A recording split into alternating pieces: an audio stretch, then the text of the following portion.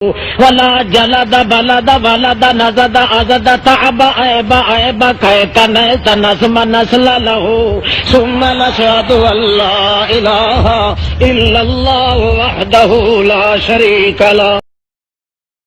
السلام علیکم ورحمۃ اللہ وبرکاتہ. حروف کے بعد ہم نے نشانات شروع کیے تھے اور گزشتہ نشست میں ہم نے نشانات کی پہلی قسم یعنی حرکات زبر زیر پیش پر بحث کی تھی اور تشریح ہم نے دیکھی تھی. تشریح میں جو فوائد اور نکات تھے وہ ہم نے الگ کیے تھے، تو ایک نظر ان فوائد کو ایک نظر دیکھ کے پھر ہم نشانات کو حروف میں جاری کرتے ہیں.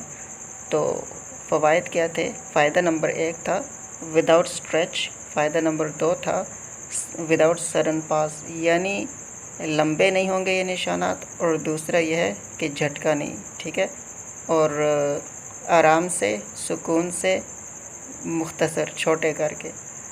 اور ایک یہ تھا کہ الف حرکت کے ساتھ حمزہ بنے گا اور را حرکت کے حساب سے موٹا یا باریک رہے گا. ٹھیک ہے، شروع کرتے ہیں.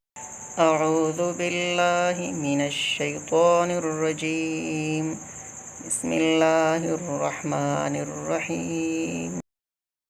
حمزہ زبر آ، حمزہ زیر ای، حمزہ پیش او، آ ای او.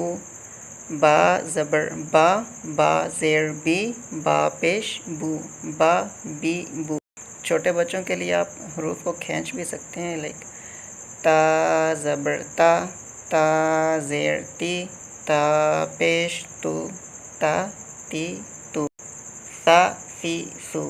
اب اس کے بعد باقی جو ہے یہ ہم ہجے کے بغیر پڑھیں گے. جوڑ رواں اس کو کہتے ہیں، ہجوں کے ساتھ جوڑ اور ہجوں کے بغیر رواں. تو باقی رواں سے پڑھیں گے.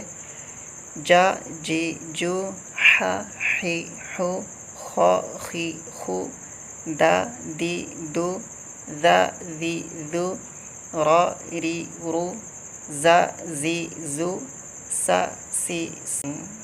اچھا، اس میں ہم نے کیا کیا کہ جو ہم نے تشریح کے مطابق کیسے پڑھا کہ الف کو ہم نے حمزہ کہا، الف نہیں کہا، کیونکہ اس کے ساتھ نشانات ہیں علامات. الف جو ہے علامات کے ساتھ حمزہ میں بدل جاتا ہے. اور غرا، یہ را جو ہے زبر اور پیش کے ساتھ موٹا ادا کیا ہے، غرا غرو، زیر کے ساتھ پتلا باریک ہیری. ٹھیک ہے، صحیح ہوگا. عثمانا وعنوانا وعثمانا ایمانا وکفرانا وسعیانا وغسیانا انسانا او حیوانا بالجزم من نزب والوسب ينجزب العصب فالجزم في البر والبحر والجزم النسب ثم نشهد ان لا اله الا الله وحده لا شريك له